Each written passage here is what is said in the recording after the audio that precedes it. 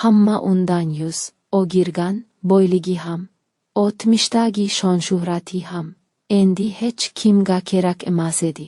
U nogiron aravachasida jim o'tirar, yuragi esa har kuni yana bir bor sinardi. Ammo aynan o shaha kuni, hech kim kutmagan bir lahzada, oddiy xizmatkor ayolning dagi unga kuyov lini chozdi va bu kuyov butun hayotni o'zgartirib yubordi. Agar siz o'ksirigasha qolsangiz, bilasiz, ba'zan eng katta mo'jiza eng kichkina yurakdan boshlanadi. Ulug'bek To'ystayev bir paytlar O'zbekistondagi eng qudratli tadbirkorlardan biri edi. Uning nomi gazetalarda, televizorlarda tilga olinardi. Majlislarda odamlar uning yonida o'tirish uchun navbatga turardi. Katta binolar, mashinalar, chet el safarlari, bularning hammasi uning hayotining oddiy bir qismi edi. Ammo birgina avtohalokat hammasini olib ketdi. O'sha kundan keyin Ulug'bek belidan pastga his qilmay qoldi. Shifokorlar ochiq aytishdi: siz yurmay qolasiz. Eng iri esa bu emasdi. Eng iri odamlarning sidagi munosabat u skargani edi. Avvaliga do'stlari tez kelib turdi. Siz baribir kuchlisiz. Hammasi yaxshi bo'ladi degan gaplar yangradi.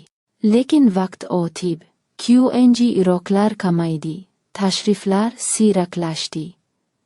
Ulug'bekning katta uyi ham bo'sh tuyula boshladi. U endi boyidi, lekin yolg'iz edi. U nogiron aravachasida deraza yonida o'tirib, tashqaridagi hayotni tomosha qilar.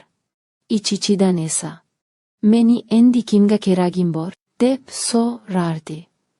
Bir kuni uning uyiga yangi xizmatkor ayol ishga keldi.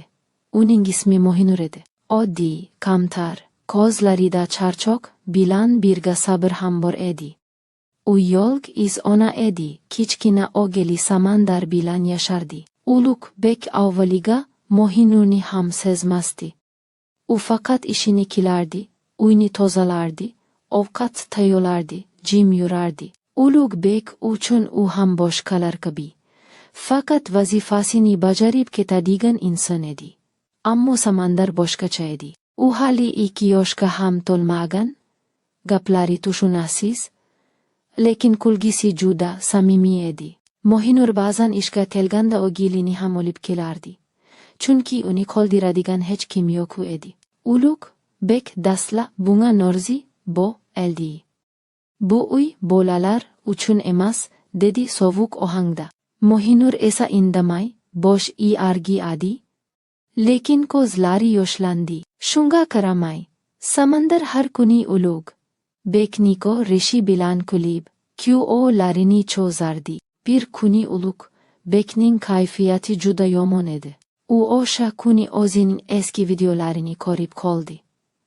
U yerda tik turgan, yugurgan, odamlar olqishlayotgan edi.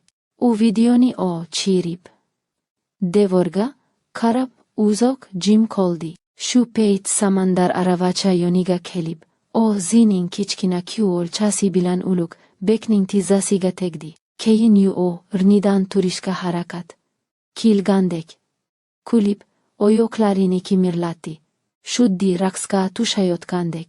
Ulug'bek ilk bor ichidan nimadir siljiganini his qildi. Samandar uni achinib emas, ajratib emas, oddiy inson sifatida ko'rayotgandi.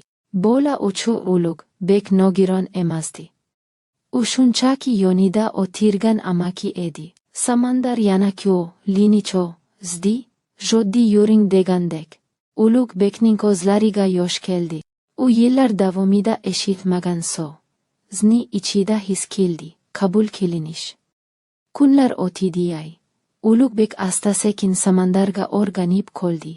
U bola keladigan paytlarni intiqlik bilan kutardi. Samandar esa har gal o'zining raqsini takrorlar, musiqani eshitganda kulib sakrardi. Ulug'bek aravachasida o'tirgancha kuyovlari bilan ritm ushlardi. Bu tashqi tomondan oddiy rinsada, Uning yuragi uchun katta qadam edi. U ilk bor halokatdan keyin o'zini tirik his qila boshladi. Mohinur buni ko'rib, ichidan shukr qilar edi. Uylik, bekning kamchilik, o rikli yolg, islikda yashayotganini sezardi. Bir kuni ujrat kelib dedi. Ulug'bek, o so'non sizning yuragingiz juda kuchli. O gelim sizni yaxshi ko'rib qoldi. Ulug'bek jilmaydi. Bu jilmayish yillar ichida birinchi marta samimiy edi. Ammo hayot sinovsiz bo'lmaydi. Ulug'bekning qarindoshlari kelib, uning mol-mulkini boshqarish masalasini ko'tardi. Ular Ulug'bekni chetga surib, qarorlarni o'zlari qabul qilmoqchi bo'lishdi. Sizga dam olish kerak, biz hal qilamiz, deyishdi. Bu esa Ulug'bekning yana ichini o'g'ridi. U yana keraksizdek his qildi. O'sha kuni u samandarni ham ko'rishni istamadi. Shonasiga berkini bo'ldi. Samandar esa odadagidek aravacha yoniga yugurib keldi. Ulug'bek esa yuzini o'girib oldi. Bola bir zum jim turdi. Keyin asta Ulug'bekning kuyoviga tegdi. Engi kulib, o'sha kichkina raqsini yana boshladi. Ulug'bek chidolmadi. U yig'lab yubordi.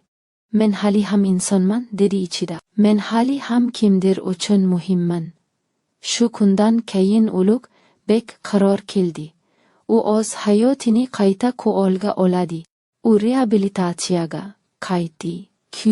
Lari va tanasini mustahkamlash uchun mashqlar qila boshladi.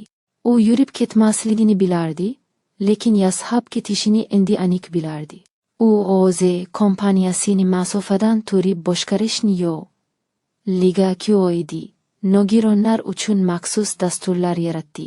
Chunki u bilardi, jamiyat odamni tanasi bilan emas, yuragi bilan qabul qilishi kerak.